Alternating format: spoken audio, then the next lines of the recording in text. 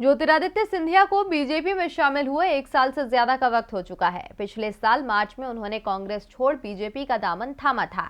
Scindia BJP में भले ही शामिल हो गए हों, लेकिन आज भी वो गांधी परिवार के खिलाफ कुछ भी बोलने से बचते हैं, या यूं कहें कि सिंधिया गांधी परिवार के प्रति अपने समर्थन के संकेत बीच बीच में देते रहते हैं।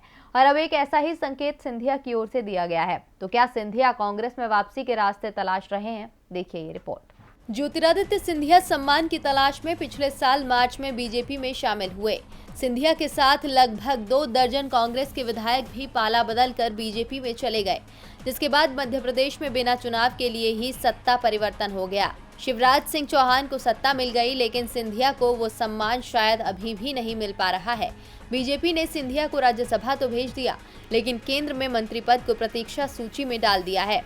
मंत्री पद को लेकर सिंधिया का इंतजार लंबा होता जा रहा है और जल्दी ही उनके मंत्री बनने की उम्मीद भी नहीं दिख रही है।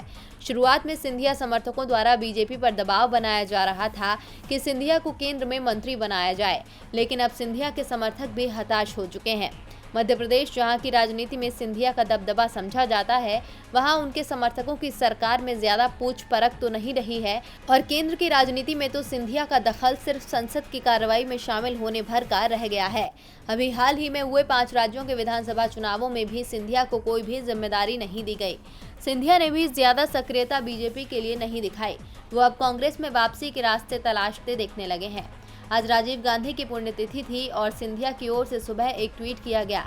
सिंधिया ने ट्वीट में लिखा कि आधुनिक भारत के निर्माता, भारत रत्न पूर्व प्रधानमंत्री स्वर्गीय राजीव गांधी जी को पुण्यतिथि पर उन्हें मेरा कोटि कोटि नमन। सिंधिया ने राजीव गांधी को याद करके उन्हें आधुनिक भारत का निर्माता तक बता दिया, जिसके बाद बीजेपी में हलचल मच गई।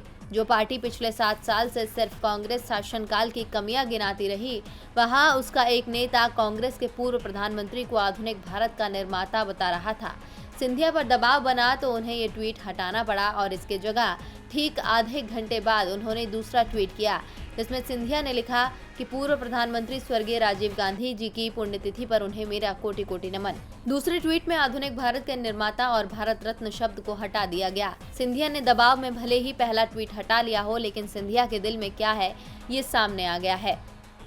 डीवी लाइव की रिपोर्ट।